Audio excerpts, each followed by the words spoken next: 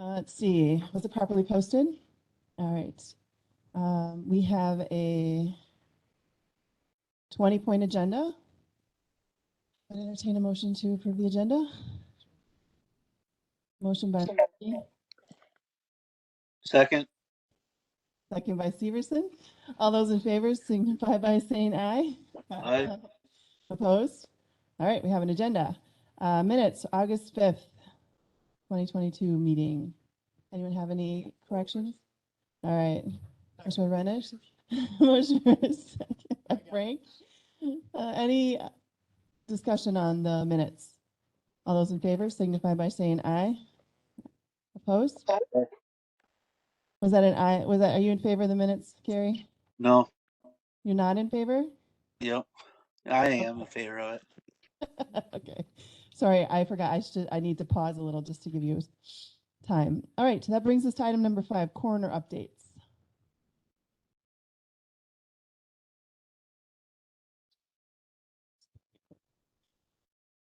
Six reportable deaths in August, 5 cremations, and 1 traditional burial.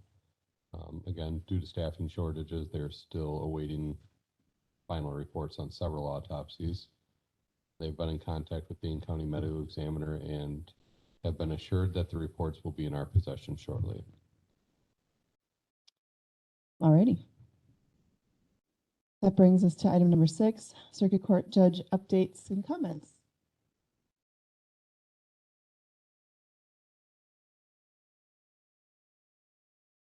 Good morning. Glad to be here this morning. Well, we're plugging away. I would say even though I've been sworn in for a couple of months now, really been presiding over cases for, I don't know, 3 or 4 weeks myself. Last week I was gone all week to a required judicial training. They call it judicial college.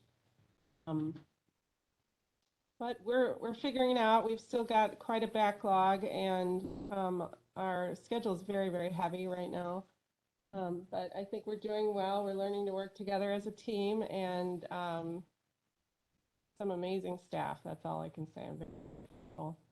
They are keeping me organized and forever telling me what I need to do and where I need to go. So that helps a lot. One of the issues that we're facing are some ongoing audio problems in the courtroom. And we've talked with MIS, and I know that Barb Scott is well aware of it. One of the big issues is that it's very difficult to hear at times from the bench. And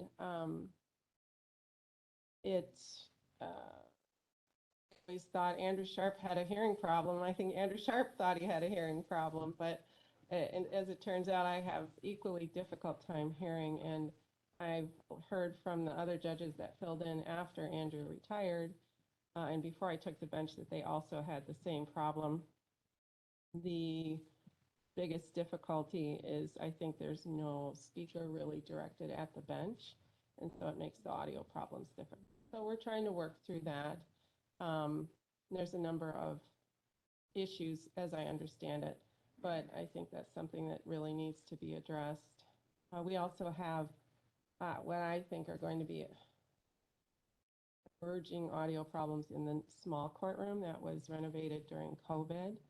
I met with Deb Schwartz, our longtime family court commissioner, on Wednesday, and I have not been in the small courtroom as a judge, but for those that have been presiding in the small courtroom, there are no speakers in the small courtroom. And even though it's a small space, the heater and the air conditioner make it extreme to hear. So at some point that's going to have to be. There's also no mechanism. Zoom apparently. There's no very limited ability for you to phone conference.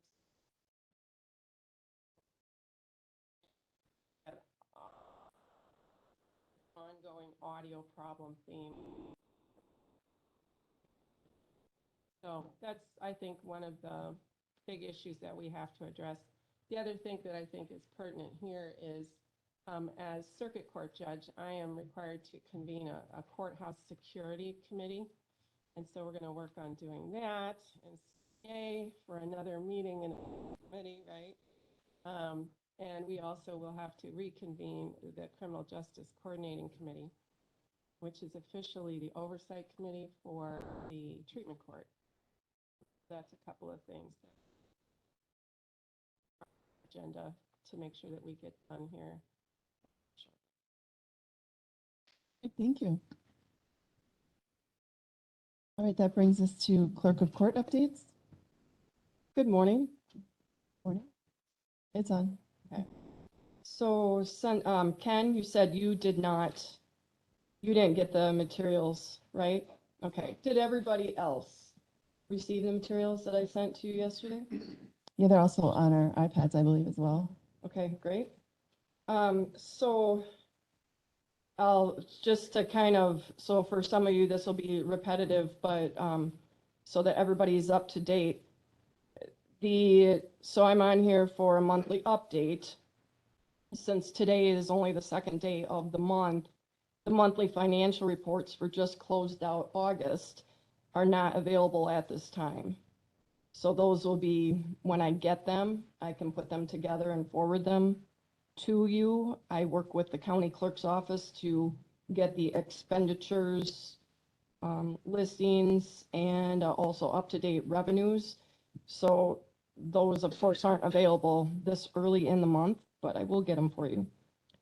Recently, working with Jen's office, as I was reviewing some revenue and doing some collections, I came upon some accounts that were set up in a way that I questioned that the monies would go 100% to the county as they should. It's for like offsetting revenue for attorney fee expenses on certain confidential case types, ones that Jen's office has, and not Jen, but a prior person, you know, a person who had been in the office had used some account codes that wasn't what they were intended for recoupment. So as a result, the way they were set up is we collect money, at minimum, 25% of the collections were going to the county and 75% to the state, or at maximum and at worst case scenario, 100% to the state on things that the state didn't do any work on and have any expense for. So we've been identifying those accounts and making those corrections. As an immediate result, there were some that I was able to reverse the collections on. As we identify them, I can continue to do that. So it immediately increased revenue. It put money where it's supposed to go. And so that was kind of like it was a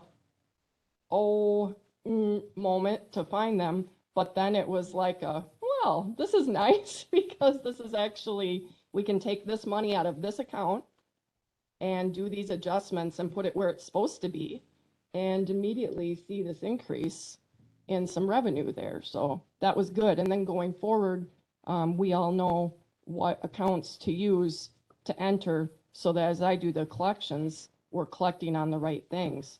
So I say all of that because when we talk about the items that I'm requesting, and we get to the question of where does the money come from?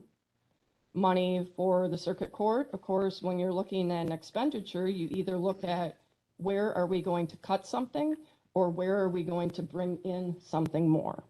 So I think that we have answered the question of where we bring in something more and already did that. So that's just, that's a good thing now and going forward. And that increase in offset revenue will more than cover the expenditure increase that would be brought on by having a chief deputy in the clerk of court's office. So moving into my first request item, the reclassification of a deputy clerk to a chief deputy. I'm not asking to have another position in the office. I am simply asking for the board's permission, I guess, to do the same as what the sheriff does, having multiple deputies and selecting one of them to be a chief deputy. That proper succession that's provided for elected officials by statute when you have multiple deputies.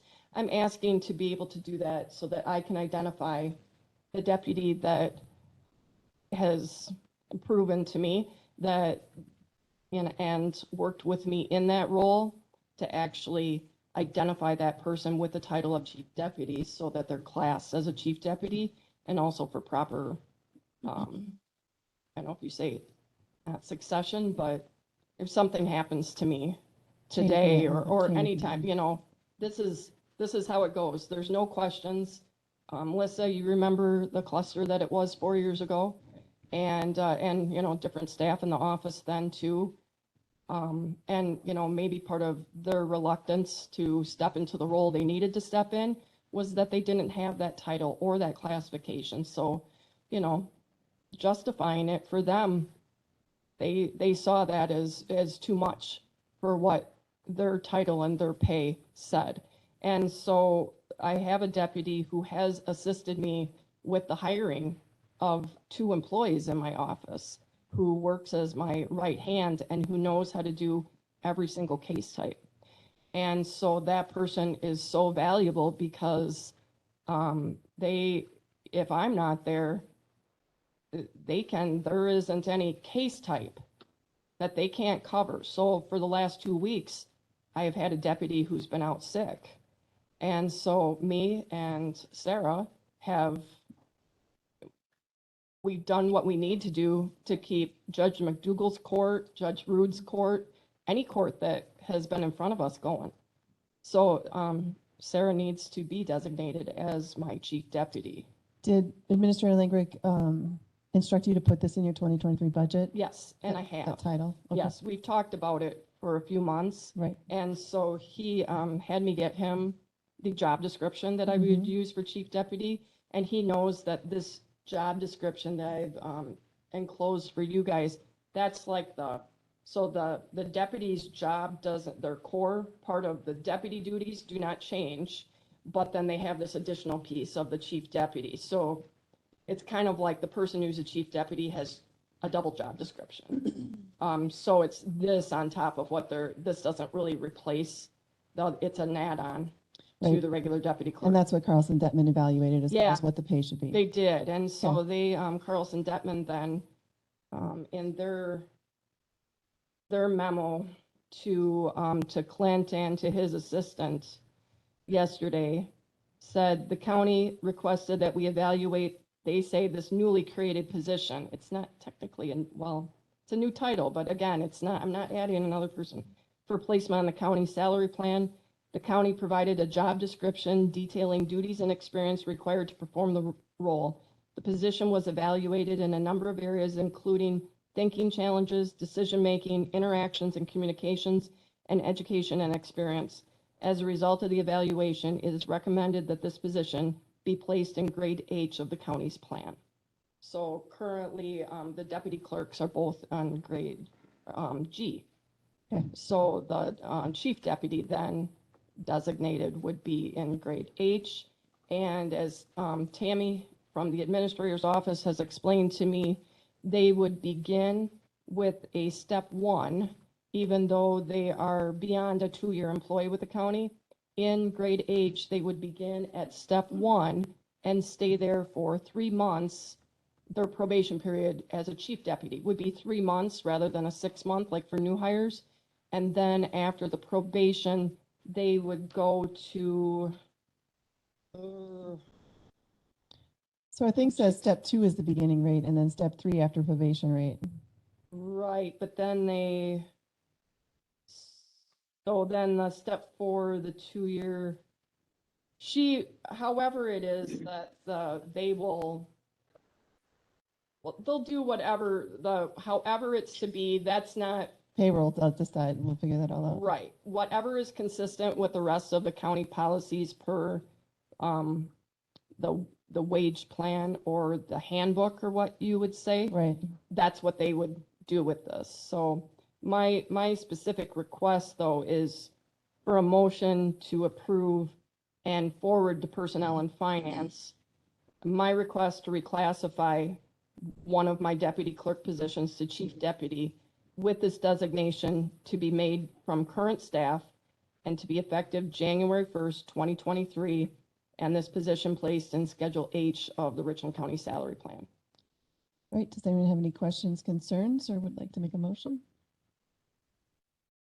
Is it Reddish? Stacy, is there a reason you have to wait till January 1st? Is it a budget thing or something could happen tomorrow? Yeah, absolutely. I'm going to lacrosse. no, this I know. afternoon for an appointment. And my No, I car's kind of so. Yeah, I know it. Since we only have 3 months left of the year, less than that, financial impact. And like I said, we have discovered additional revenue. So I think we'd be covered this year. And we're always very conservative with our expenditures. So while it is calculated into the budget for next year, yeah, it would be awesome if it could start effective when the full board does it. I guess if you wanted to amend to that, I would love it. Do you, hold one moment, do you think you would go over on your budget, or you think with your revenues you found that you'd still be within budget if you did it this year? I'd still be within budget this year. Because, you know how my budget is. It's, you can't just look at my budget and just say it's my expenditures. You need to also look at the revenues. And so, yeah, I think both sides are doing well. The expenditures and the revenues are doing well, I believe. I guess all I'm saying is if you're comfortable with January 1st, that's fine. Well, I thought it probably had to be, but I don't know why it has to be. It would be I have wanted to be able to designate a chief deputy, basically ever since I nearly died. And that's most clerks do have a chief deputy. And so it's one of those things where I was kind of waiting to be able for everybody to be like, yeah, that's great. And I've been patient for 4 years, but you're right. It would be an immediate thing would be great. I'm healthy right now. I don't expect to keel over, but stuff happens. So. So I've not read the statute on this. I know in the sheriff's department, the chief deputy is appointed by the sheriff. Is that the same as the clerks, or is this? Yes. It is, okay. Yes. Thank you. So, and that's what I was going to ask Clay. So the process when you were appointed sheriff and then you chose a chief deputy, did you have to, or not have to, because I think you could just statutorily appoint without any posting. I just kind of want to clarify, this isn't something where you have to put this in the paper.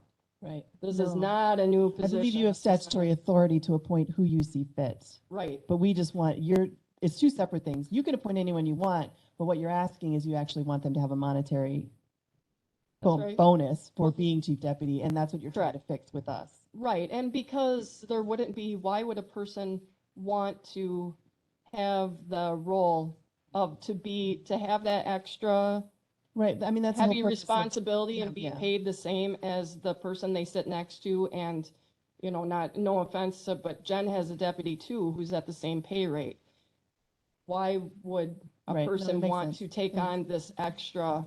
It's a big deal. Why would they want to do that Right. if they're going to get the same pay? And does that also then, I know in the sheriff's situation, if the chief deputy sneezes wrong, You can remove them. sure. And That's right. is that the same situation? Okay, I didn't know if that's. It is, it's revocable. It's like a thing, so their deputy position, if you did that, they still would be a deputy, but they wouldn't be the chief deputy anymore. So, So is that language or policy we need to look at? Because I know even in the sheriff's department, if the chief deputy comes off of that position, they go back into the department, but have lost seniority. Is that correct? Yeah, so Aaron's seniority froze the day he became chief deputy, and is no longer, he'll have from his date of hire to that point when he reduced the union. but you guys have a union and your Yeah. salary, correct? Yep. So And there's my three- people, and we don't have a union, and mine aren't salary. And so I think that is where it is a little bit different between law enforcement and non-law enforcement. And then for us, there's county ordinance that spells out how all that works as well. Right. Too. So So it's more of a designation of kind of who's in charge, so. Wait, and that's what I'm wondering, is There is no ordinance that Yeah. covers what ifs? the deputy, a chief deputy in a non-sheriff elected official's office, as far as I'm aware. Although, who knows, because our ordinances are So, very difficult to find. so I don't want to make this a complicated issue that then that I becomes the think we reason that can it move gets forward delayed. with what we've done, and then we can research whether we need to tidy up Right, some kind of procedural, Yeah, just make sure that it's, we have that ready. right? I think that's an Yeah. important piece. yeah, I just have one yeah, housekeeping question here. you bet. You said that they would start at the step, That's what they told but me. the pay, step 2 is the big. Or, so did they have 2, 3, 4? They do. So I'm sorry, I misspoke on that. The first step that they would begin at would be step 2, because I think that's where new hires begin at this point. I believe correct? new hires all start at step 2. Yeah, sorry if I said that. Supervisor McKee, did you have a question too? Yeah, go ahead. Yeah, this has to go before Personnel and Finance, right? Yes, Correct. And then to the full county board. yes. I believe so. So, and since we have the revenue to cover it, would we be able to start this position October 1st? I think we should, before it goes before finance, you might want to verify that you can, like what your revenues are ahead, and you can, put some sort of monetary value. Just so that I think if you just say that I've looked at our revenues and as far as I can tell, we're ahead or we're doing really well. And not just say, I think we're, be a little bit more, Well, I can tell you this much, that last year, that I exceeded my revenues by the amount that goes to the county. I mean, I gave a whole ton of money to the state too. right? But the portion that stayed with the county, like 100 grand or so, I went over on my projections. And this year, I think it looks like I'm not quite at that pace, but I may be about 10 grand behind it. So I still believe that I'm going to exceed revenue like easily, is what I am saying. I look at, previous years, and last year is the only year in the last several that I'm not paced with. And last year was exceptional. Right. And what's her current rate? My you know, current, her current rate is 21, I want to say 21.34, but I may have that so wrong. it's less than $1 more per Yeah, hour. it's not So much. it's not going to add up to thousands and thousands of dollars between now and the Right, and first those of the year. first 3 months. So I would say let's go ahead and just, Yeah, so the first 3 months are gonna be that probationary That level, and that's in this 2214. year's budget, so, yeah, it's not significant. if someone would like to make a motion, I would, We're all headed in the same direction. We're Yeah. concerned about tomorrow, not January 1st. So I would like to make a motion to amend that resolution that take effect October 1st. If Personnel and Finance sees a problem with that, they can kick it back to January 1st. right. Do I have a second? I'll second. Second by Severson. Any other discussion? All those in favor signify by saying aye. Opposed? All right, you have your. So that's the motion to amend. Is Yep. that Oh, that's also right. then the Yep. motion? It was a motion to amend, and so now we need to vote on the motion as amended. Everybody got that? To move forward to personnel and finance with this reclass recommendation. With the as I- October 1st. Basically with the language I've stated up there, but with it saying October 1st. All right, everybody got it? All those in favor signify by saying aye. Aye. Opposed? All right, And when is the next personnel and finance then? next Tuesday. So what time? I believe 1. And to get this on the agenda?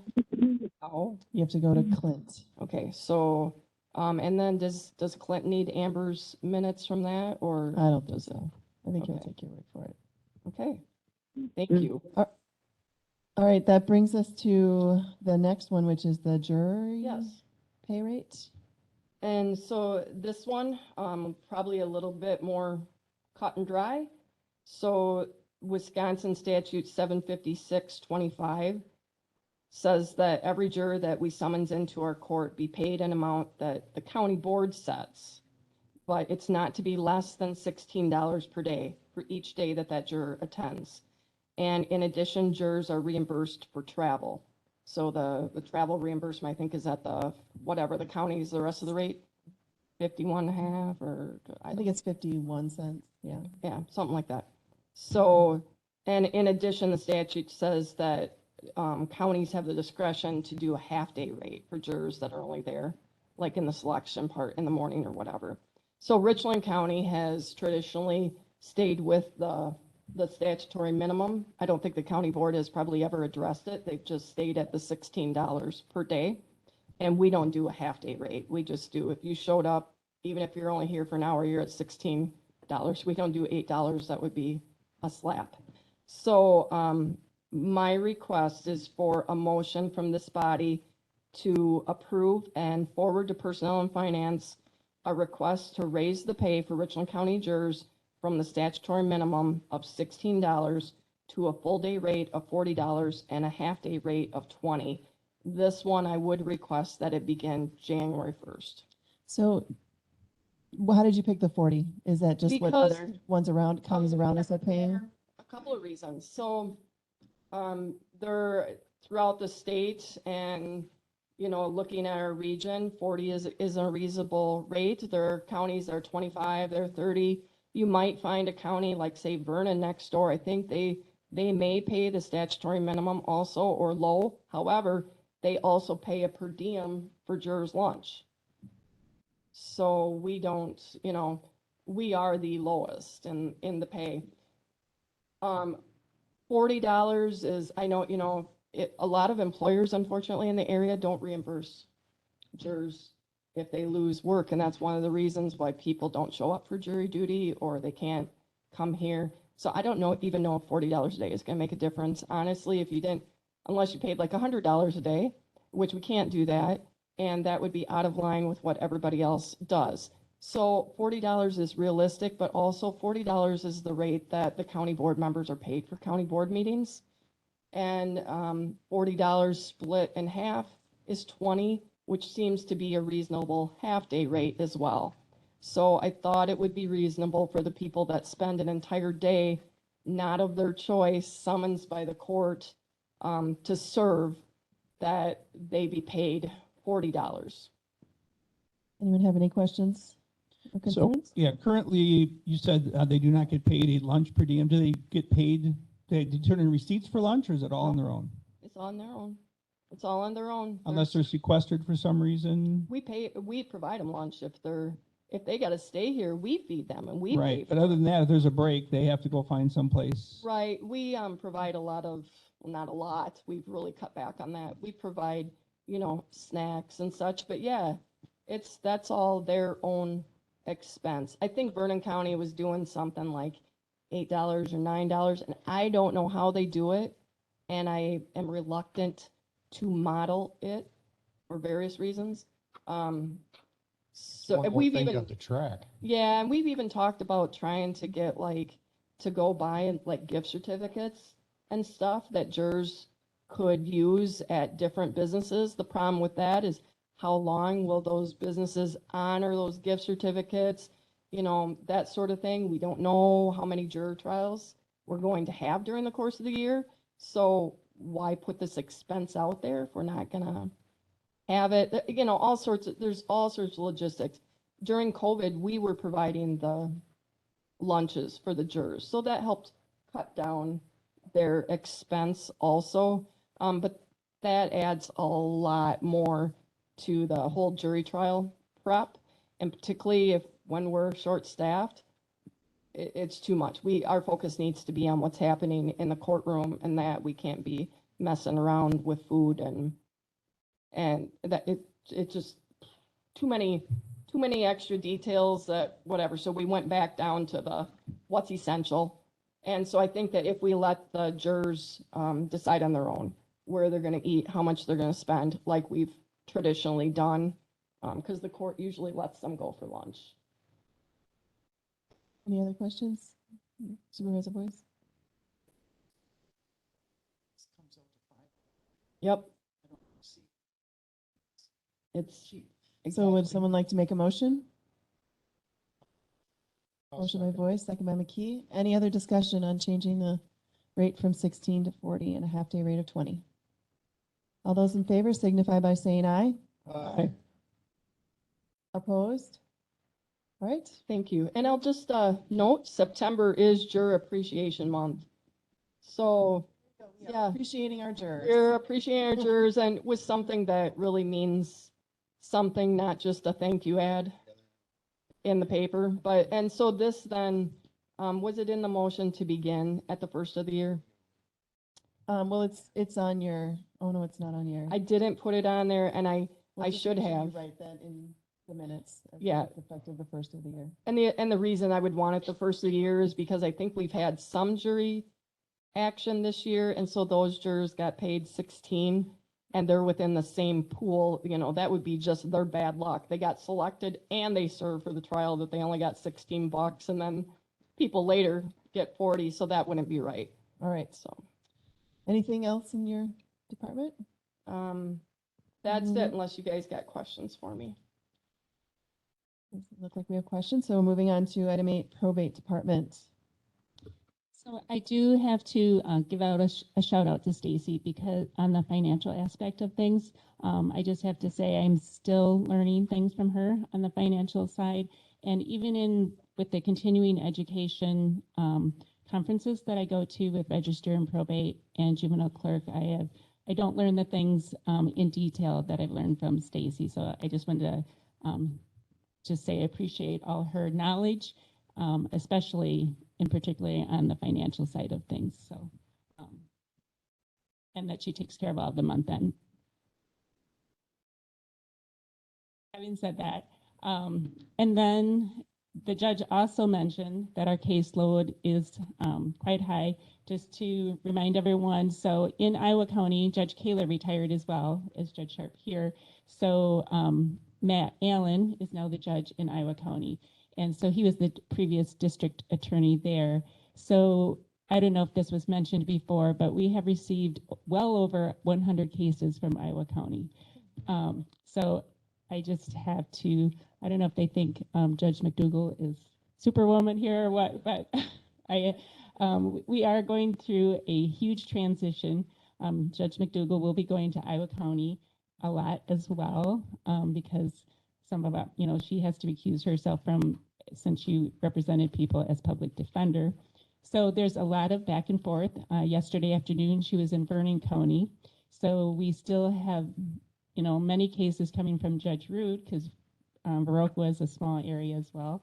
So I just wanted to point out that we're going to be spending a lot of time in Iowa and as well as Vernon.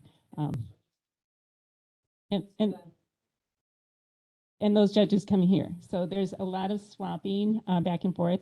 Judge McDougall also will, you know, has some cases in Crawford County, which means, you know, Prairie du Chien. And so we do use Zoom, you know, to the best of our ability, but there's just a lot of coordination taking place with all of that. And, you know, with all of us, there's still a bit of a learning curve in this transition to among the counties and how all of these transfer from one judge to another. So that is the main thing. As far as my reports, again, last month, I actually submitted the July report. So as of July 31st, my budget was at 53%.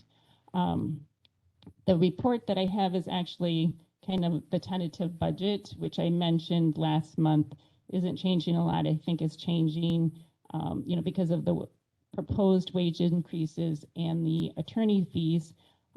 Those were the only changes. So the bottom line is only changing a little over $3,000. I did want to point out that on the attorney fees, we go over the bills from the attorneys every time they're submitted. And those payments are submitted to the judge for approval of payment. I actually have a bill that I will be reviewing with the judge that I feel is quite high, but I just wanted to let this committee know that every bill that comes through on those line items are reviewed.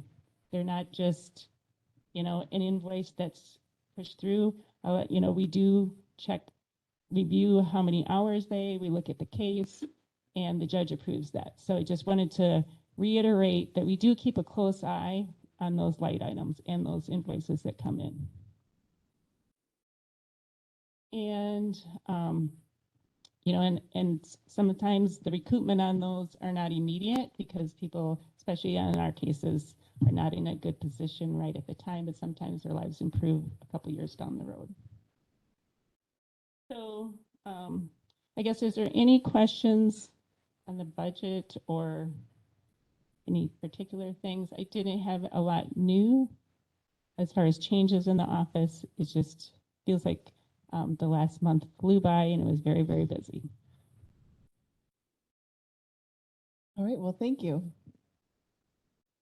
That would bring us to district attorney updates, and I don't know whose phone number that is, but District Attorney Harper, are you on? All right, so that brings us to emergency management.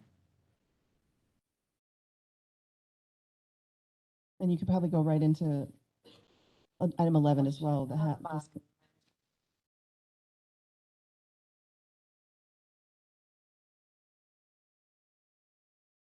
9:30, so we'll be stepping out. It's not even, Okay. I just didn't want to feel like we were being there.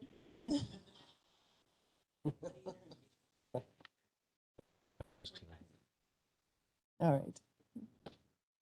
Okay, so you want to go into the hazard You could mitigation do plan? both. I mean, you have items 10 and 11. So I was just going to say, Really just an update right now is we are in the process of moving from here to the new building. you are. Hope to be able to occupy that by the 13th of September. They tell us we can be in there by the 9th, but just we got to be able to move, and that's during the fair week as well. With MIS's help, we are able to function out of the new building. Our EOC will be up and going. So the room now that's the EOC, we're trying to get that moved over so that land conservation and zoning actually has some time to organize and figure out how they want to configure that space, and they're not just in a rush because they have to be out by the end of the year as well. So that's kind of the big thing that we've been doing this week is getting stuff moved. As far as the hazard mitigation plan update, we did receive one idea from a committee member, and that was putting information online so that individuals who are trying to rebuild their home after a flood, tornado, especially a flood, they would have access to those uniform building codes. They'd have access to information related to making repairs and what the DNR and zoning will allow, will not allow if you're in the floodplain, and if you're, as a floodway, flood fringe, that type of thing. So I thought that was a good idea. People look to the website to get information, and maybe we can put along with that some of the do's and don'ts if you're considering building. What to look for with the landscape around you, how to divert water away from your basement and such. So we did also receive a request for the plan from Gunnison Health Systems, but I think that might have been a mistake, and they thought it was a response plan, and it's really a mitigation plan. So I have not heard anything back from them. So at this time, it has been published. We used the website. MAS put it out on our webpage with the press release. It went to the newspaper, radio, Facebook. We used Nixle to push it out, send it out to the surrounding county emergency managers for their review. I believe the plan is ready to go forward to county board. So I just need permission to draft a resolution for that. I have just one more comment. So I was at a Southwest Regional Planning Commission meeting, and they were talking about that one of their staff members has been working with Lafayette and Greene County maybe on hazard mitigation planning. And they did offer to, if and it doesn't have to be before this plan gets approved, just in the future, they've come up with some really good ideas that we might want to incorporate into ours. And so I told them that I'd talk to you about it, and at some point we could sit down and just see if there's things from other county that they've incorporated into those plans that we might be interested in. Sure. Do you know was it Matt? Were you No, Aaron, not Matt Honer, Aaron, she's newer. Okay. Um, Sure. some stuff about dealing with, extreme water events and stuff, the typical stuff that we deal with. So So you think before the plan or just sometime? I said I didn't think there was a whole lot of time. We didn't want to be making huge changes or whatever now, but I just got an email from her 2 days ago, so I'll copy you on it Okay. and we'll just see if there's something we do want to put in, great. Okay. But if not, but I mean, because we're going to county board in October, September. in September, so I don't think there's time. Okay. Yeah. Well, we are, I mean, if just for anybody, we are still gonna take, look at ideas and suggestions right up until just before county board meets, especially in that appendix C and D, which is the Right. strategies. So I don't want anybody to, So I'll maybe next week I'll have her see if we want to just have a phone conversation about it. yeah, I mean, Yeah. if it's something Sounded that like could, they had some cool stuff that they were incorporating into some plans. if it could fit in there, it wouldn't be that much work. Okay. you Yep. know, So, all right. Other than that, I don't have anything unless there's questions from the board. I have a question for the committee. Do we at some point, once they're moved, have interest in doing a tour? It would have to be a meeting if we all go. It'd have to be a published meeting, but Just have a meeting there? yeah, I mean, it seems like at some point it'd be good for us to really have go see the building because it's had its Would you ups like and to downs. It's schedule been a that? long road for this building. Long and like to bumpy road. Next month's meeting. Yeah, October? Yeah, the only problem is, so I guess we would just not have it WebEx. It would only be an in-person option. Oh, we can.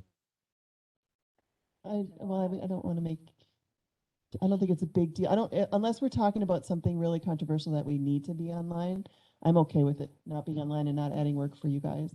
Well, we will I have, think, am I allowed to do that though? Because now the new rules say You guys have to. we have to. Darn it. we do have a video conferencing unit. We'll probably be discussing.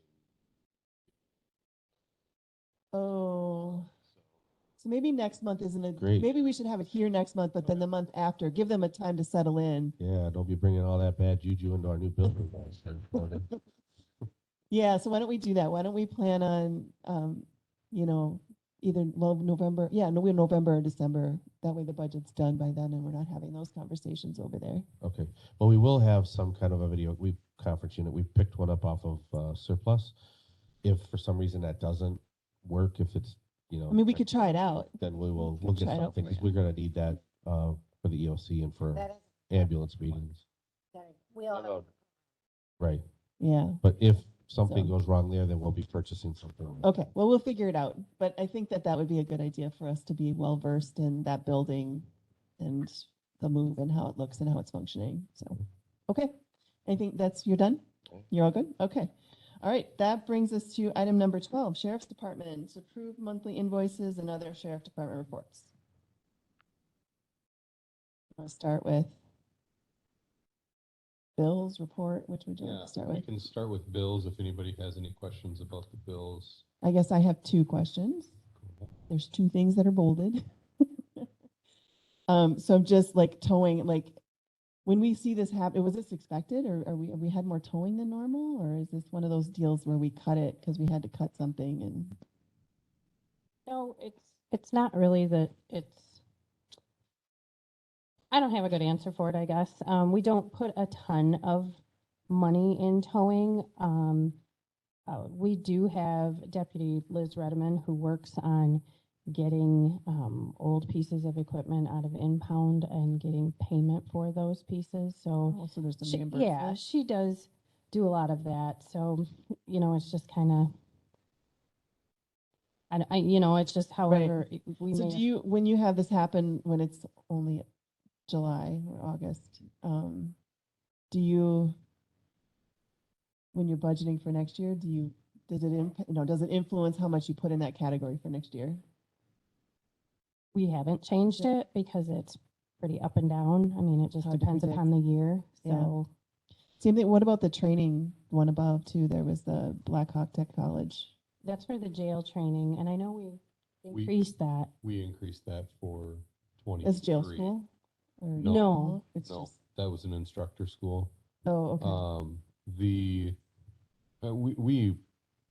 traditionally have under budgeted for training, and we have a very young department now. That's what I'm, in my So mind, that's what, I mean, I'm just wondering, did, Oh. Both jail and patrol, we've increased the budget for training for, next year. okay, all right, that's the only questions I had any. So, Yeah. on the towing, you're showing the towing expenses, but you can't put the towing credits that you receive back on that line. So, is that correct? No, we have been able to put the towing credits back into that expense. Onto that line? Okay, I wasn't Yeah. sure how that was Yep, working. No, yep. great, thank you. And it's usually, it's at the conclusion of a case, or when, the district attorney's office says we can release a vehicle that we seized in a case or Which whatever. could be a long time. And it can be, Yeah. it can be over a year, and then we hold the vehicle, we tell them the vehicle's available and we hold it until they pay us back for the tow bill. So, Okay. Yeah. Any other questions on the bills? Otherwise, I would entertain a motion. Motion by Frank, do I have a second? Second by Renish. Any other discussion on the bills? All those in favor signify by saying aye. Aye. Opposed? All right, bills are approved. You want to go into your report? yes, next? jail bookings took a drop Yeah, for what's August. happening? I Everybody don't- settled down? It's not all a bad thing Yeah. though, because we kept hitting those weekends where we're running mandatory overtime because of our population, so it's not all bad. Everybody decided to behave themselves? Yeah, yep. Average inmate population, 34. Monthly complaints are down slightly as well, 260. Traffic citations up at 76. Paper served 16. Transports for the month was 17. And average number on electronic monitoring is 6. 540 total calls for service into dispatch, 98 calls for EMS, 143 calls for the police department.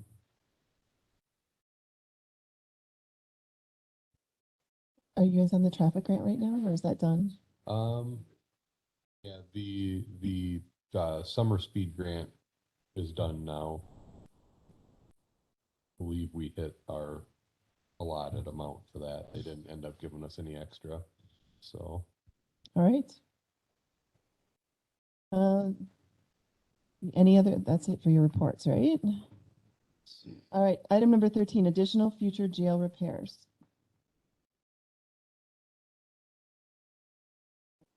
Oh, So showers and, we did have a contractor come in, the approved contractor come in and look at the showers and try and get scheduled time to start working on the showers. So they were here yesterday. And is this just the A and B, or was this additional showers as well? Okay, because those are the two that we need to repair for Yeah. sure. And then we also talked with them about the tabletops, Right, grinding down and resurfacing the tabletops. They said they had a method where once they apply the coating, they're not gonna be able to take it off and do Like stuff they like do. that, like they do now. So, so we had them look at that as well. Additionally, it's kind of wrapped into the radio project at this point is, hoping camera systems will be in early 23. Camera systems. They have to be. They do have to be. I don't know whether. Yes. yeah, is the inspection? Soon? Inspection It's is usually in October, isn't it? scheduled. Have to look at the exact date.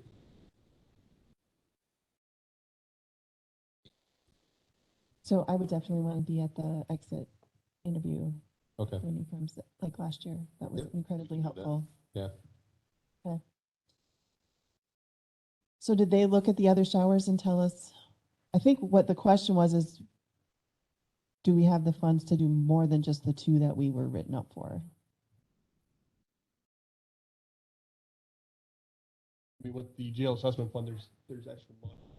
Those at this time with the number of inmates scheduled, they were just planning on doing the two. Because you have to move everybody out while they do that, right? So People. logistically speaking, it's a little complicated. Yeah. Okay.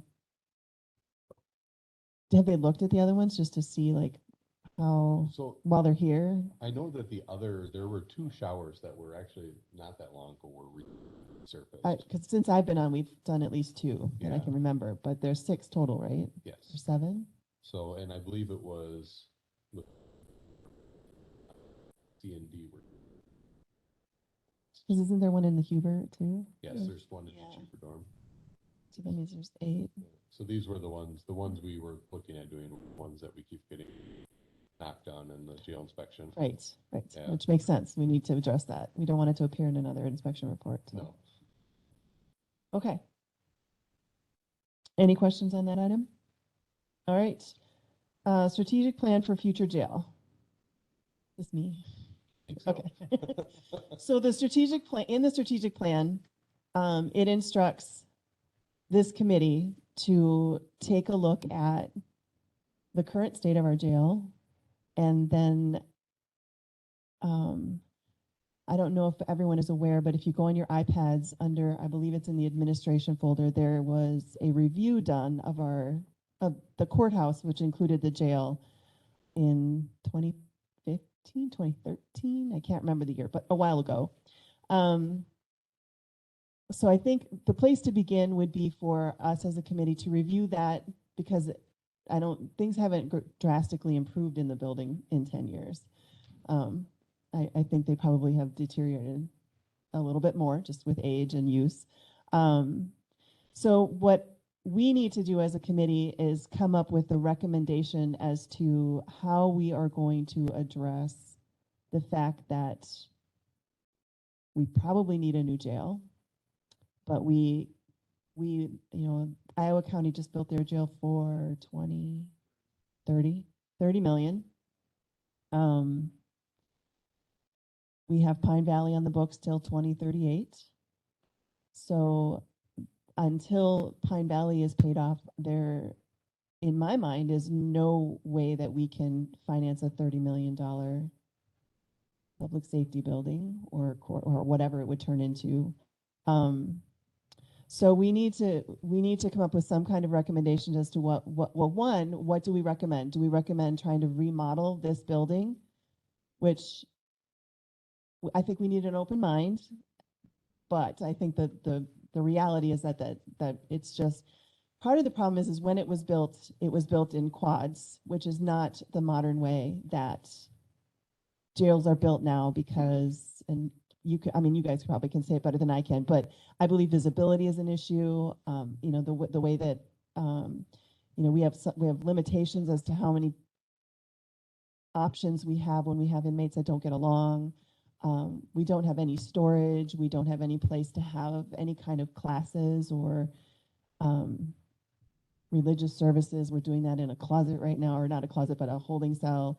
So there are many, many things about our jail that are not ideal, and we deal with it, and and they do a great job of dealing with it. But the strategic plan has instructed us to evaluate the entire situation and come up with recommendations as to what we do now and what we should be working towards in the future. Right? Yeah. If you want to elaborate a little bit more on what you feel is the biggest limitations with our current jail as far as the possibility of remodeling. Well, I think, kind of hit it is with, the way jails are built now is just, it's worlds different from this is built with our linear system versus pod-based, and the actual line of sight that you can on your population, pod-based versus you actually have to move through to put eyes on inmates and make sure they're still alive and well, and so. Which there are statutory requirements as to how often you look at them and make sure they're alive and well. Yeah. And so I think,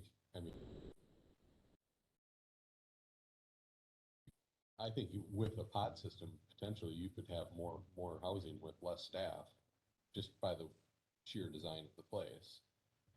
So Iowa County just built their jail, and it's beautiful.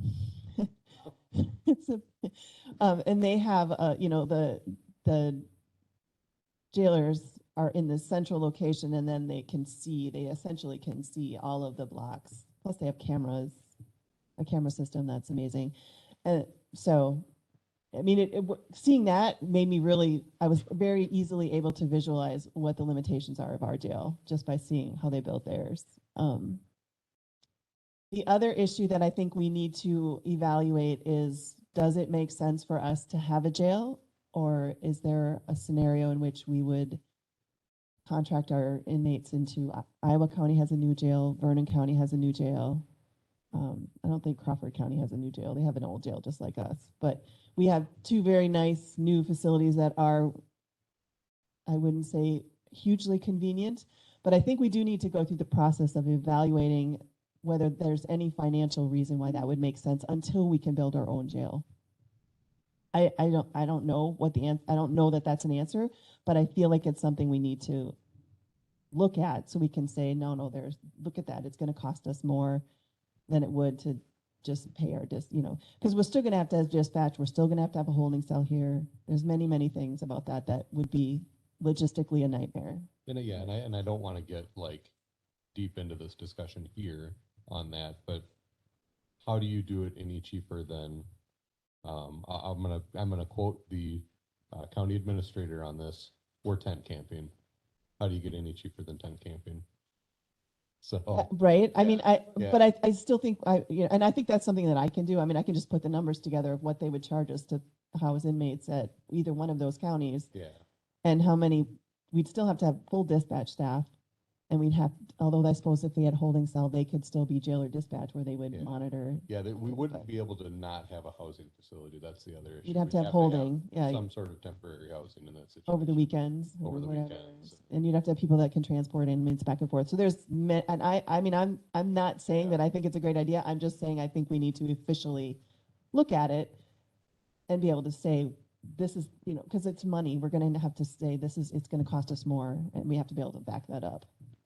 So, so I guess what I'm going to ask the committee is if you want to review the plan, if you haven't already toured our jail, I would highly recommend that you contact Chief Deputy or Sheriff Porter and take yourself on a little tour, or have them take you on a tour. Because I think you need to see it in order to understand what we're dealing with. Yeah, and so that's a place to start, and then I'll start gathering some numbers and some information from Iowa, and I'll probably talk with you because I feel like that's something I don't want to just call up the sheriff. I think that would be better, sheriff to sheriff potentially. Yeah. Although county board chair too, I don't know because maybe they give us a deal, but I don't know. Right? No, I'm sure. Yeah. The county would give us a deal, right?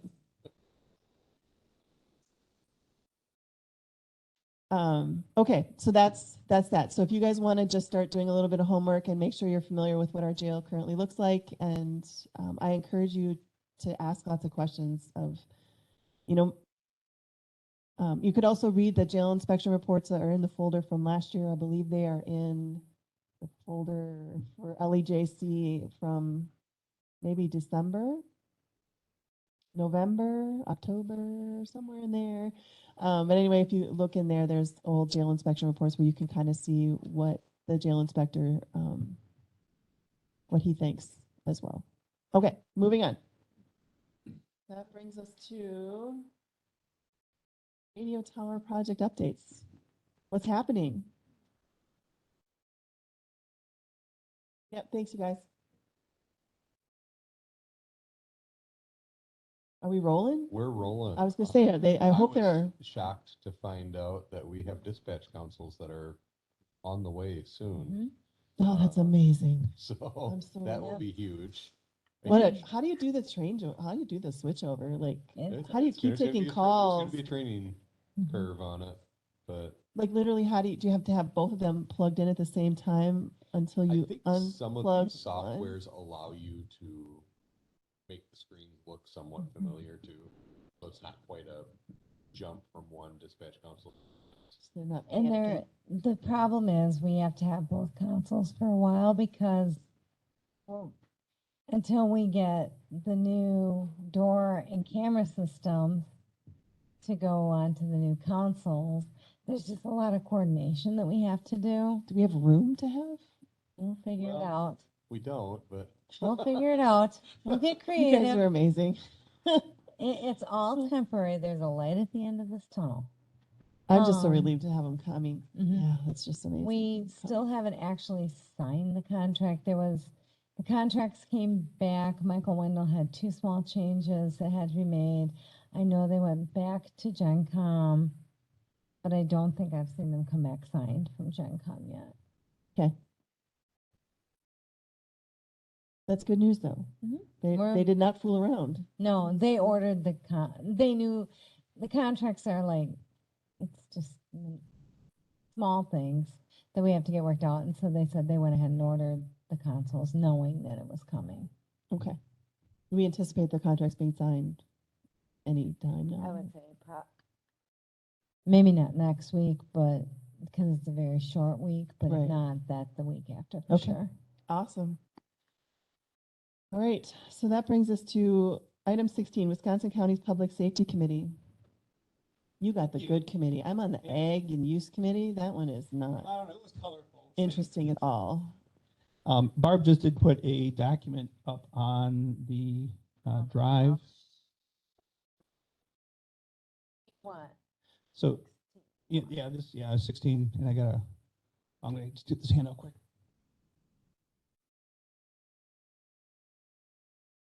Oh, these are resolutions?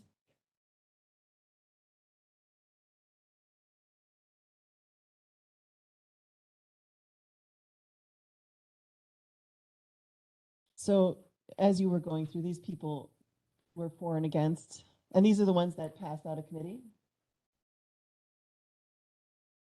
These did pass out of committee? Okay.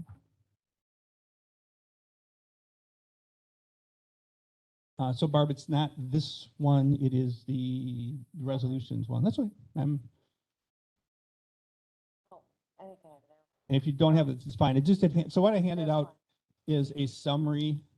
Yeah, it's that one. I handed out a summary document, so it gets rid of some of the language there that, so you don't have to read through it. So I just wanted to go over real quick, just the topics that Wisconsin Counties Association is pushing for the 23-24. So again, this would be items that come through for the budget and stuff starting, the discussion will be starting this year, and then we'll see when the budget actually gets settled in Wisconsin. So the first item is supporting legislation to provide an increase in criminal and ordinance violation surcharge retained by the clerk's office. If Stacy was here, she'd have some good understanding of this, to try and increase that rate from $9.99 to $20. So that would be advantageous. The second one was addressing state district attorney staffing crisis. And this goes along with Marcy's law. I believe DA Harper mentioned this at the last time she was here, and some of the staffing, and that's increasing some funding for that. Advocating for county supervision options for public safety.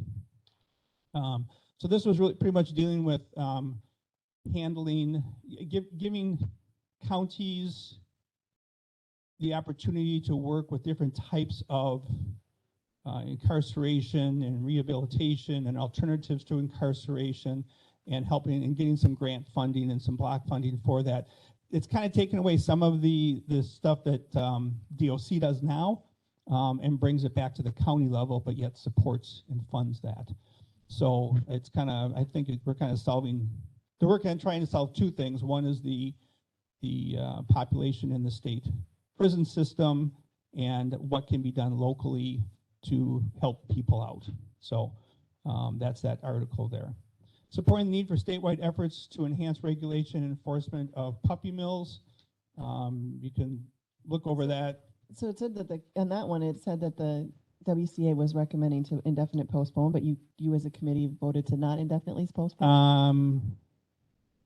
You went against the recommendation? I believe we did postpone that one, because if you read through the rest of the language, I think there were some language things in there about transferring authorities from other states. Yeah, I'd have to check back on that one. I'm just curious if you went against what WCA I recommended believe we did. I believe we postponed that one. and didn't pass and did it. not pass that. Thank you. Just curious. Yeah. The Um, American police.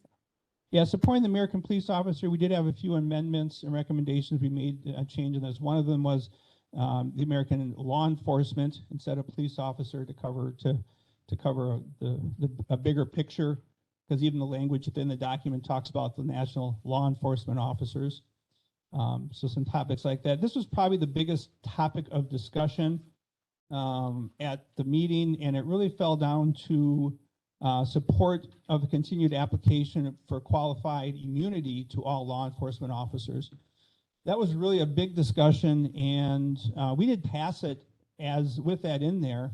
The biggest concern here was a perception. People's perception of what qualified immunity is does not give law enforcement immunity. It's not a blanket coverage for everything. And a lot of people didn't understand that. And so that discussion actually was very good to have that discussion with some of the other larger communities and to explain that this is not, can law enforcement have blanket immunity? No, that's not how it works. So that was a good discussion, and we did move that forward with that existing language. Urging state elected officials to use expected 21-20 to 23 budget surplus to fund rural fire and ambulance emergency services. I didn't know if Darren was familiar with this documentation that they're trying to push through. But with the budget surplus, they're trying to find ways, and there's actually a couple of different resolutions here that are trying to support that whole process. The next one was supporting changes in state regulations and legislation to support emergency medical services in rural areas, specifically to rural areas, and some funding for that and different options that go along with that. Good comments coming up. I think that was the last one. So I think from the public safety side, I think there's a lot of legislation here that will help Richland County.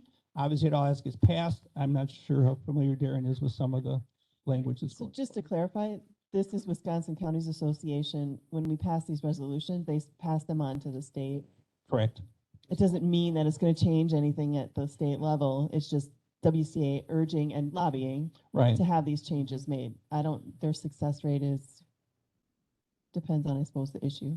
Well, and Wisconsin counties, for the times I worked with them, if they hit they rank their stuff that'll be coming out of they'll rank the resolutions 1 to whatever in priority, and then they will pound out those They first do. They 5. lobby They'll the heck really out of them. pound them hard. Yeah. And those you usually see some pretty good traction now. I would say you don't see 100% of what they're after, but they've gotten the attention. They're sitting at the finance meetings, and they're talking through this. So usually those top target ones, if we can get them to target some of these, I think those are good options. Did you have a comment? Yeah, I guess a couple of things out of this document that I think are encouraging. First of all, will this go to every county board member? That would be awesome. One of the things that this points out, and most people don't understand, is there is no legal method to create an EMS district in the state of Wisconsin. There's so many people, and I've heard it even in our conversations here locally about the county ambulance service, just go form your own district. You can't. The state statute doesn't allow it. It allows for municipal entities to come together under Chapter 66, and that's how we've done our joint ambulance service. But for the idea of, they can just go off underneath the county and start their own district, there's no legal means to do that. Washera County actually looked at that, and two attorneys, not their corporation county, but 2 attorneys told them that there's no law that supports it. Secondly, what many people don't know is EMS cannot be put on property taxes. Fire departments are funded by property taxes. It's not allowed for EMS. So the townships and the city and the villages that do pay, they're taking away from their road budget. Because that's really the only budget they have is roads. And so taxpayers can't pay, it's not put on the property tax. The only entity that can do that is the county. Not a township, not a city, not a village. And the last thing is, I think it's super important is sometimes I feel like I'm just railing, to the wall about staffing is such an issue. This really points out, the only thing I wish they would have put in there is that as on average, 6 to 8 ambulance services, volunteer ambulance services are closing their doors each year because they can't staff them anymore. So, as we talk about recruitment and retention, at least for EMS. And I know this is tough because as a county, we've got jail, radio, staffing needs at HHS, you know, retention of deputies and nurses and clerical staff. I just think that one thing needs to be understood that is that EMS is no longer EMS of the 1970s and 80s. That they truly are licensed healthcare professionals. And it would be awesome when we get to the point, hopefully before I retire, that we recognize them as that. So I think this is awesome. I mean, I don't know how much traction it'll gain, but I had heard some of this. We actually, our joint ambulance committee almost had an opportunity to work with the Towns Association and Wisconsin County Association to run a pilot of what they're talking about, but we couldn't get consensus because of the ambulance service is going to go to the fire department next year anyway, so why waste the time? And so we lost out on an opportunity to be a pilot for this, and I'm just glad it's still moving forward though. So that's really encouraging. It does have one more. All of these resolutions still need to go before at the annual meeting, which is in September, and all of the one designated person, which is usually the chair, but one designated person from each county will vote on whether or not to support these resolutions. So it still has one more hurdle, but Sure. and those can get quite lively. Yeah. Yes. Too. The beauty of it though, at least it's being talked about at starting least. conversation. Yeah. I mean, even if they don't go anywhere, at least it's a seed and it starts, you know, Right. the conversation. So that's encouraging. So again, the document I put out, it gave you is a draft, so please look at the documents that are in the folder for the complete information. I just wanted to get something that you could have handy and have easy to use. So, All right. any questions? Oh yeah, are there any questions? Yeah, go ahead.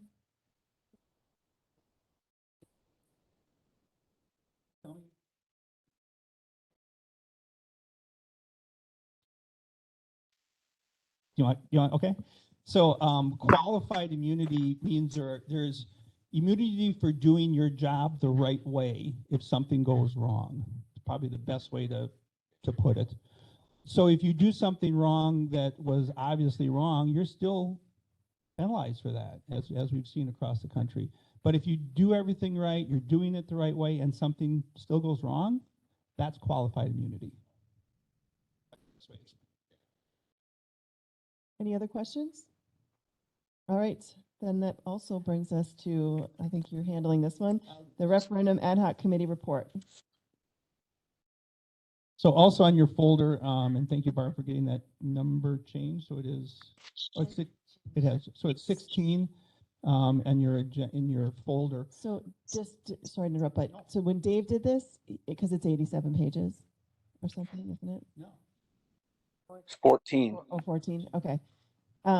He didn't read every single thing. Yeah, okay. He was really good. Should have watched He that. was Yeah, really good. he's very good. Yeah. Yes, I should have. Is he on and he could take He's over for not, me? no. Oh, man. All right, I would have passed it on to him.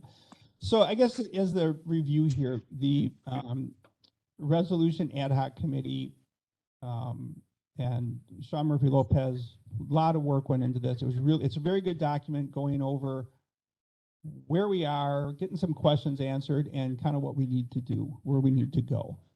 So this is the draft. This will be going out to county board, get the approval to see where we go with the referendum for funding and what that means. So I'm not going to read it through line by line, but I do want to highlight a number of the topics. One is, let's just take a look at the first graph there. Richland County employees. This is really good. Just going over the number of employees in each of the departments. Okay.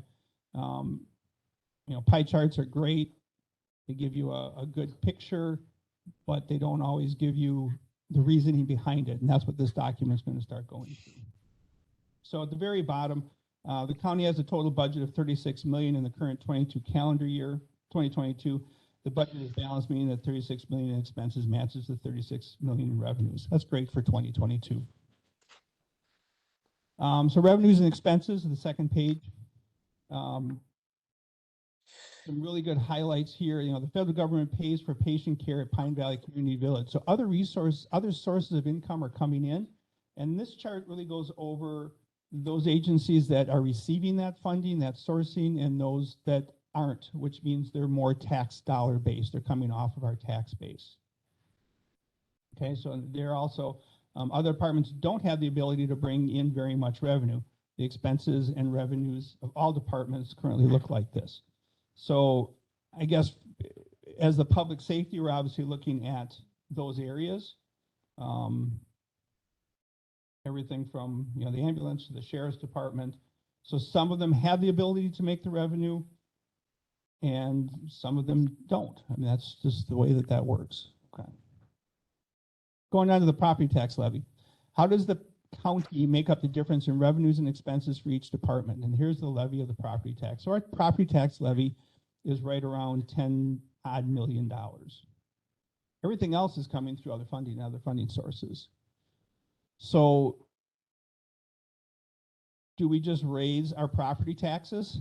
Well, we can't do that. Because as we'll get into, we have the net new construction problem that restricts us by statute. So the property tax levy is divided into two parts, operating and debt. And every year we do a debt resolution for funding for different projects, and those are usually all capital projects. So as you've seen over the years, that has increased, and yet our budget, our tax levy budget, has not.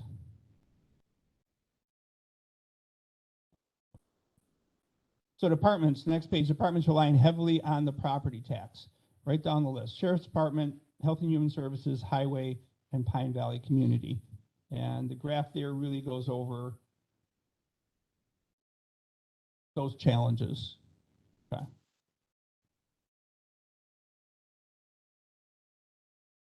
Flipping through.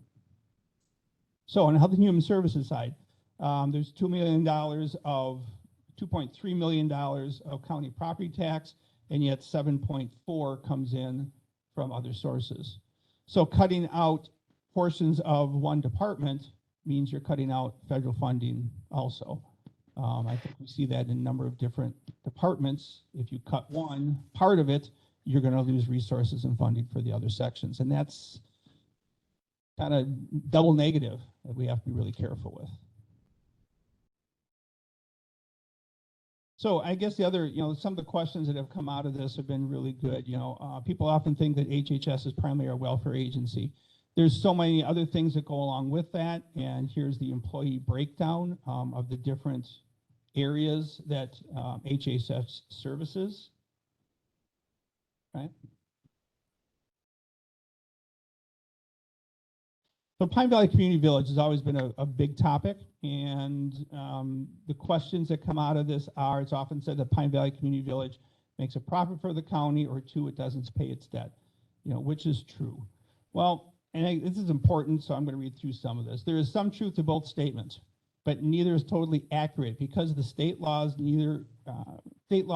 referred to earlier. The county keeps track of Pine Valley budget in two categories: operating and debt. So you can see here the operating expenses, you can see the revenues, and you can see the debt payments. Okay. So the revenues coming in at 9 million. So there's a net gain on this. However, there is the debt part of it that the county is paying for. So in recent years, the operating profit in Pine Valley Manor has been applied to offset operating expenses for other departments in the county. If that operating profit were instead applied to debt payments, it would cover over 1/3 of the annual debt payments, as shown in the following. So is it, I guess the statement is there, are they producing a revenue? Yes. Is there still the debt payment that's on there? And is that then a debt? Semantics, how you want to call it out, but here's how it looks, okay?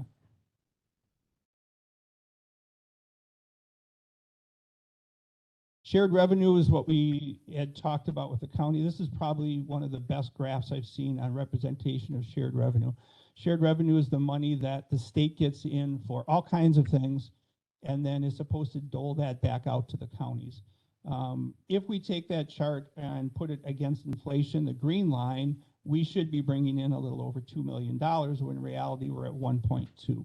So that in itself is a huge difference. And I know that this graph here has been brought up to the Wisconsin Counties Association. I think this is going to be used in a number of their pushes. They're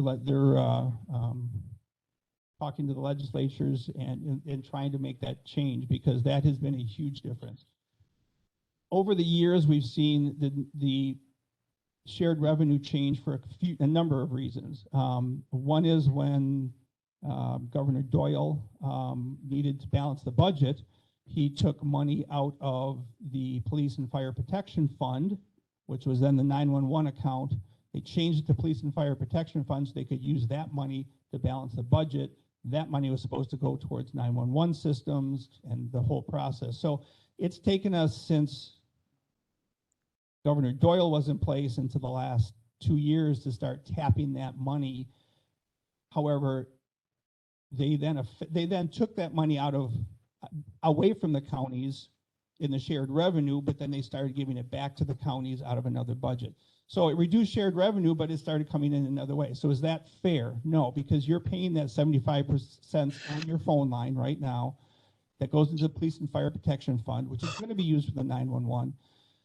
And we still never got the money back from shared revenue. That never went back up to where it should have been. So that's just one of the ways that the state has taken a way to balance the budget against fees and stuff that's going on in the state. Okay.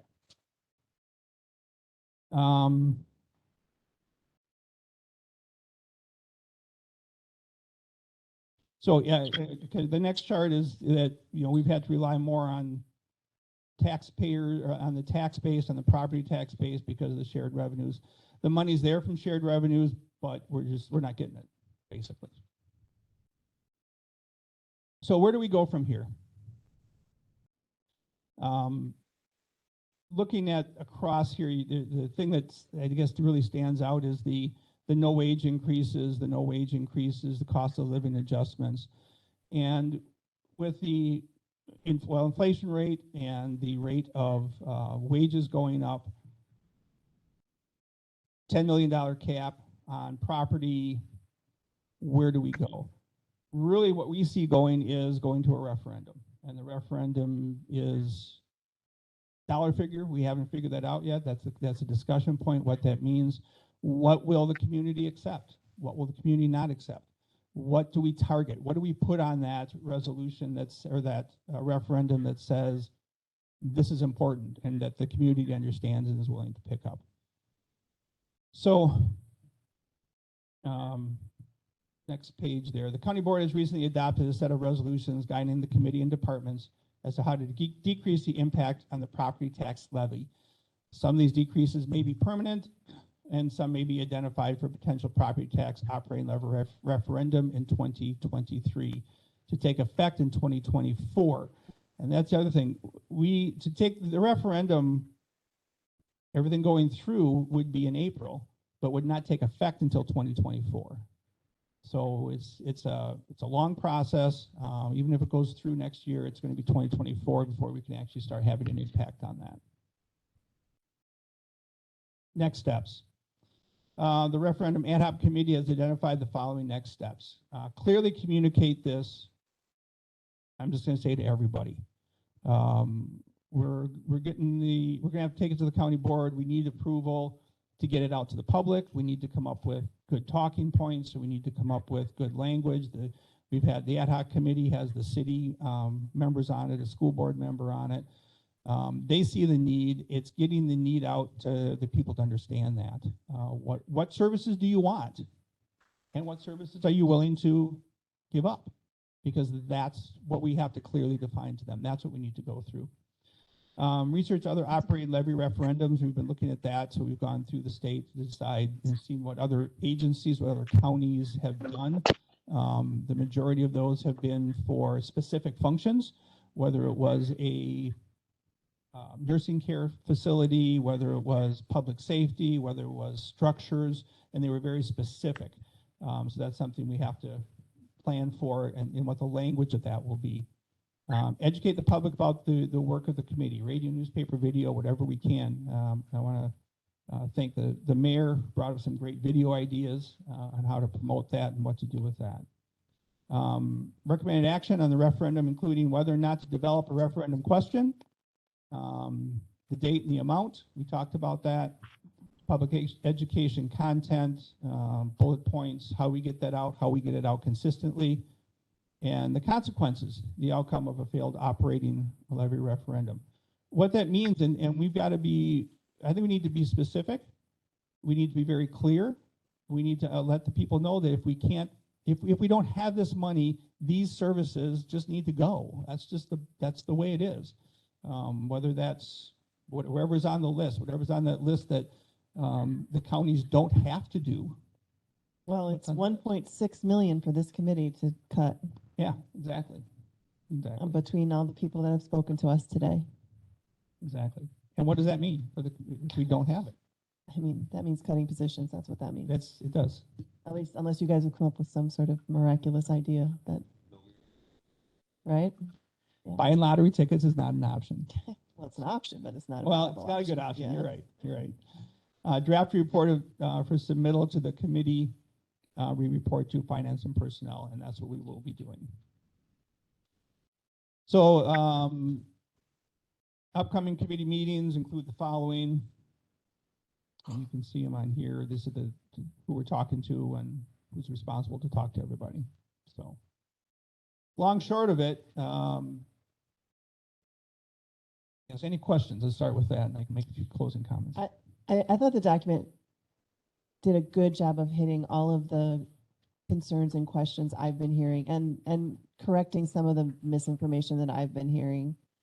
I can't think of anything that I've heard that we need to address that's missed. So that's good, because I think that's going to be key, is making sure everyone has the correct information about where exactly we stand. It's pretty bleak. It is some bleak. cases. And I agree. I think I totally agree that the clarification on some of the items here was very good, especially the point where if we cut certain services, that means we lose other state and federal money. How smart is that? So instead of cutting $50,000, you're actually automatically cutting $100,000 or whatever that shared cost is. So I guess my comments now to this committee are, if we go to referendum, and it looks like we may do that, short of any change going on, who do you want us, who in your opinion, who in your contacts are going to be the people to talk to? Darren with the ambulance associations in the towns. If everybody gave us a list of people that we should be sitting with, the Lions Club, should we, who are you guys regularly meeting with? Should we be meeting with the chiefs of, the fire chiefs in their quarterly meetings? We need to get, as soon as we get this document cleaned up and ready, we need to start promoting it. And I guess that's the piece I'm going to be looking for, is who do we promote it to? How do we get this education out, and how do we get the word out? Other questions? Yes. Go ahead. As far as the Pine Valley debt, are we not collecting from the taxpayers the funds to pay Pine Valley's debt? It's a capital expenditure, and my understanding is capital expenditures can be put on the tax roll. It's borrowed money, right? So Yes, we're already collecting that debt. correct. Okay. Is this just a draft form, I believe? So, like you had mentioned, there's information in there that kind of cleans up stuff that was being said. Is there a way to maybe just take some of the highlights that, once it's vetted and accurate, and just push that out through Clint's office in an email to department heads, so that some of the angst, because I've heard with all of this, there's been some folks that have been really verbal and, is the word negative, but coming against other department heads, and this is not the time for a department head to be battling against a department head. And if we all had that information, it takes a little bit out of that. So now we're not just having people, department heads speaking with feelings, but with facts, if that makes I any think sense. that's the whole point of the document is to try to, So it will be shared with department heads it's too? going to be shared with, yeah, that's specifically department heads were included in the list of who, I think even in the document itself, it says who you're going to share it with. Yes. Right? Because I mean, we all need that loop, you know, I mean, in my mind, I approach the ambulance service managing it a little bit different than I do emergency management. There's no expectation for the ambulance to take tax levy dollars. And again, I know that the building is, but the building houses emergency management and others, but you know, all of us are going to figure this out and really come down to, you know, for the taxpayer, what service they want. Got 1.6 million for public safety, cutting positions. I mean, to me, that'd be something as a taxpayer, not as a department head, but as a taxpayer, I want to know that my roads are being taken care of and that the deputies are well trained, well equipped, and able to respond to emergencies. You know, so that higher priority. And the other thing I'm gonna share something that I stole from Jason Glassbrenner, and it was return on investment. And I know that we have federal programs, state programs that are in here that don't necessarily cover all of the cost. So if the county is putting money into those federal state programs, what is the return on our investment? You know, just because we lose federal dollars or state dollars for a non-mandated program doesn't necessarily mean that we should continue to do it, nor does it mean we shouldn't. You know, looking at that Right. So return on the investment. one example I can see of what I think you're trying to get to is, so for example, at HHS, they have some positions that that work with community members on their mental health issues, which prevents those people from going into institutional care costs, which we are absolutely required to pay. So if we were to cut those positions, then it seems reasonable that what might happen is we'd have more institutional costs because we aren't putting the prevention, you know, an ounce of prevention is worth a pound of cure. So I think that's really what we need to work hard to make sure before we just cut because it's not required. We need to look at very closely what the impact of that position is on you know, if we're going to just turn around and end up paying it an institutional cost, doesn't it make way more sense to prevent it from happening in the first place? Because we know those institutional costs are very, very expensive. Yeah, exactly. I mean, it's like mitigation. And it's the same cut for It's the mitigation. same You get for every $1 in mitigation, you get $11 back. So I do think we need to be very, very careful in. And I mean, sometimes it's hard to quantify. And I mean, I think that that's going to be the same situation when you cut deputies. How can we quantify the impact of that? But I think we also, I mean, it isn't just the sheriff's department that's in that 1.6. I mean, it's all of the department heads that have spoken here today. It's just that you have the most staff, so obviously. Right, but we can't cut jailers because we have statutory requirements. So I don't want to get into too far up. Obviously next month we'll be having a very in-depth, so expect to have a really deep conversation because we have to make a recommendation to that finance by October 31st. So I expect that we're going to have a very long conversation next time about that, unless we decide we need to have a second meeting to dive into it even deeper before we can give our official. We may have to have a mid-October meeting that if we can't get through it, and because we have to come up with an official recommendation. This committee does.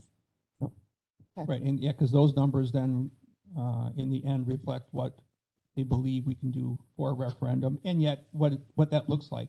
Yeah, I mean, October 31st really is not enough time to really do this well. Nope. But whatever, it is what it is. I think November 30th would have been more reasonable. I mean, it's $1.6 million. You know, I mean, it's not $50,000. I can deal with $50,000 like in land and zoning, but this is 1.6 something million, almost $1.7 million. So anyway, we'll save that conversation for next time. And you're right, we don't want to have it in your building, your new building. You better know. I mean, it's good. We need to have these conversations just so that people can truly understand what we're talking about. But I do have I one. would go even further and just invite all of you, even if you want to after this meeting, come look at where we're at now. So that I can show you where the EMTs are sleeping, you know, the file room that they Oh, have. right, the blow-up downstairs. You're talking about mattress. downstairs, what we're Yeah. dealing with So I downstairs. can then show you. Yeah, that that's so true. If you see- haven't seen it, you really should, because, yeah. Okay, did you I have a have a question? question, Yeah. Bob. I didn't see anything on there about it, and I kind of think it's the sleeping giant. What's the status with the campus? You know, there's not a lot known about just the campus in general, like the report you did on Pine Valley. As far as revenue, where's it come from, how much it costs the county, what's Platteville paying, you know, just, so I think, because That'd be that's good to have. part of it, that should be part of it too. Right. I agree, and we can pull that out. That's true, there is a little. Yeah, it's a good question. Since that one has been such a controversial, and we've Yeah. certainly heard many, many citizens speak on it. Well, there's some people that are very passionate about that. Man, are they ever. Same thing with Simon's.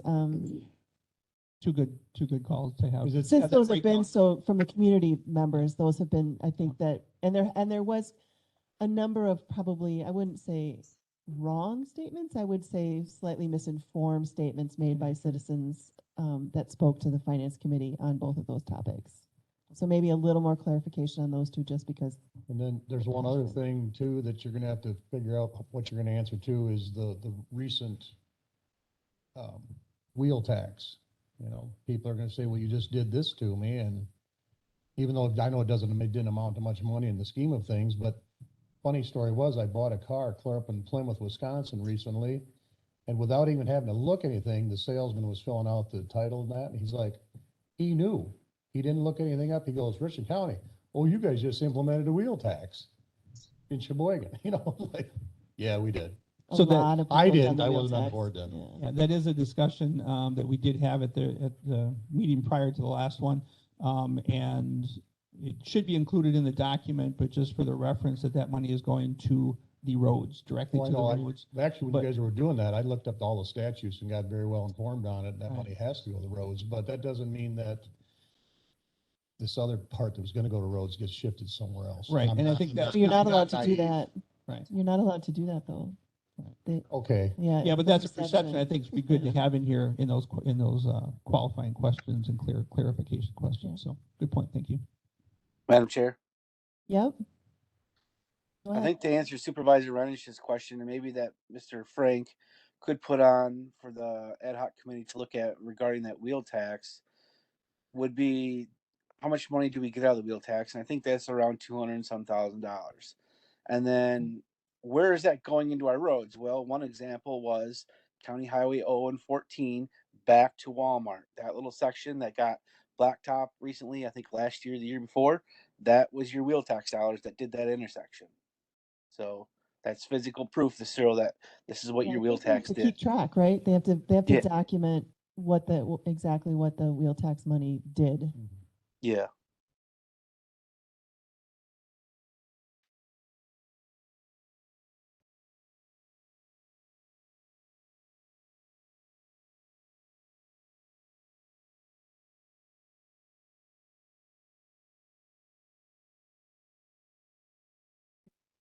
no, yeah,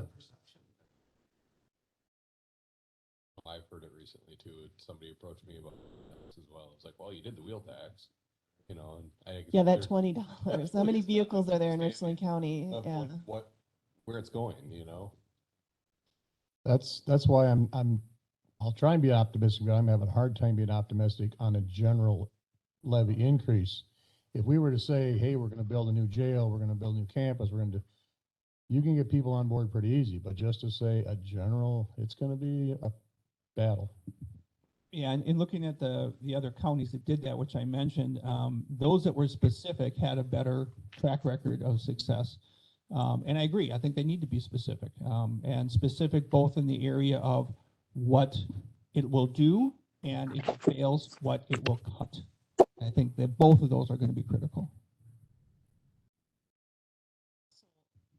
Some of the.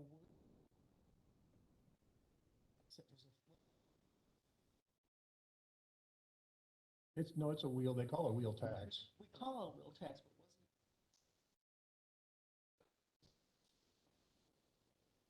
but Yeah, I mean, I think we always refer to it as a wheel tax. I don't, the language is always wheel tax. Even on your little renewal form, it says wheel tax. Yeah, it says wheel tax. Yeah, Maybe something else was yeah, I instead of don't a know. fee, but it's really.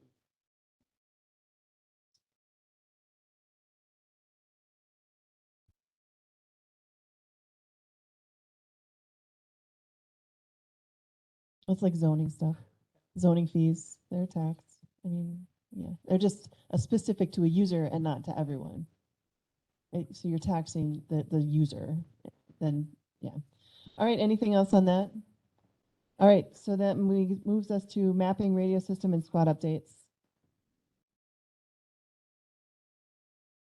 We have all our squads? Do we still have some on order? Where are we at? Yeah, we have them on order. The 2022 ones The are on order? 2022 ones are still on order. Okay. Not really any clear guidance or. Are these, Quickly look are they at- escapes? They're explorers. Explorers, there we So, go. Last time they said that we're supposed to have one at the end of.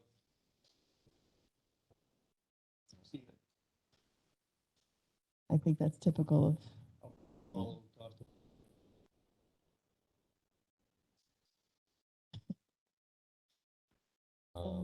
Yeah, everybody had a chance to look at the mileage chart there.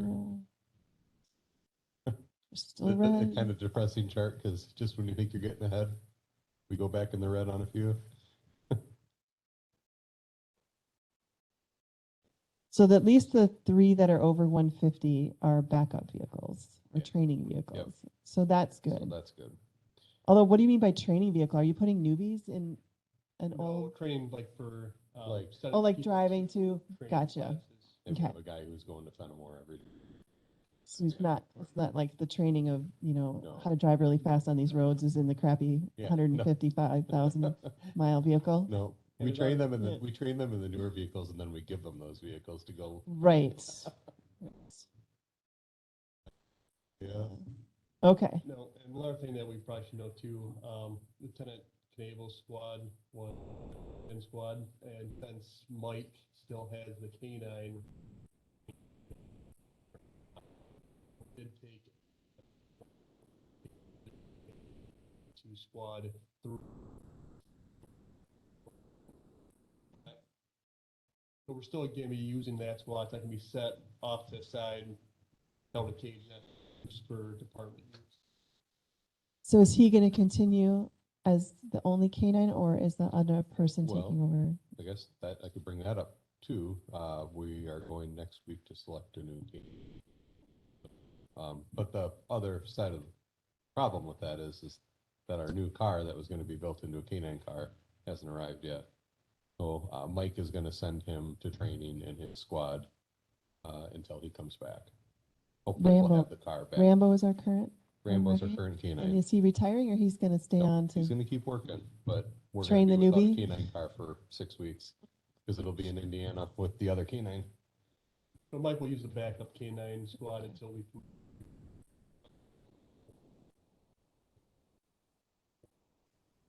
Hopefully.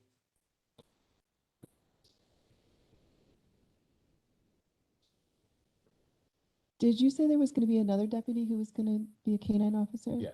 Yep. Deputy Deputy Shiljan. Shelton, there Yep. it is. All right. Yeah. Any questions on the mileage and mapping? I didn't hear him. I didn't hear on the mic very well. We weren't talking about. Isn't there a backup car for K9? Yeah. There is, and Mike's going to use that while Chris Okay. is at training. But the issues with that canine car is it doesn't have all the safety equipment that Mike's car has. It doesn't have a hot pop system. heat Safety equipment for the sensors. dog. Yeah. So it just has a kennel in it. That doesn't have all the safety features. Right.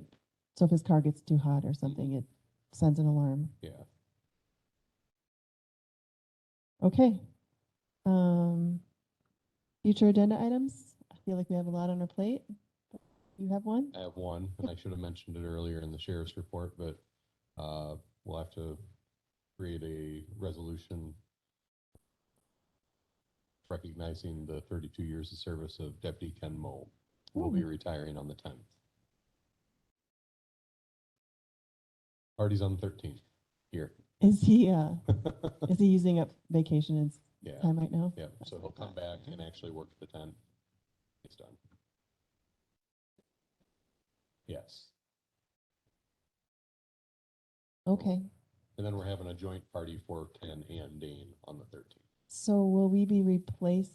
So do we'd be doing interviews in October? Well, we've already done interviews. We could potentially. Okay, I didn't know if you had enough lists left Yeah. on the list. Yeah, we currently have one guy in the academy that could potentially be hired, but he has the November before he graduates, unless they keep having. So you'll let us COVID know if we problems need at to the have academy. any kind of meeting for, if we would need to have, okay. All right. Brings us to adjournment. Motion by McKee, second by Frank. All those in favor signify by saying aye. Opposed? All right, we're adjourned. Thanks, everyone.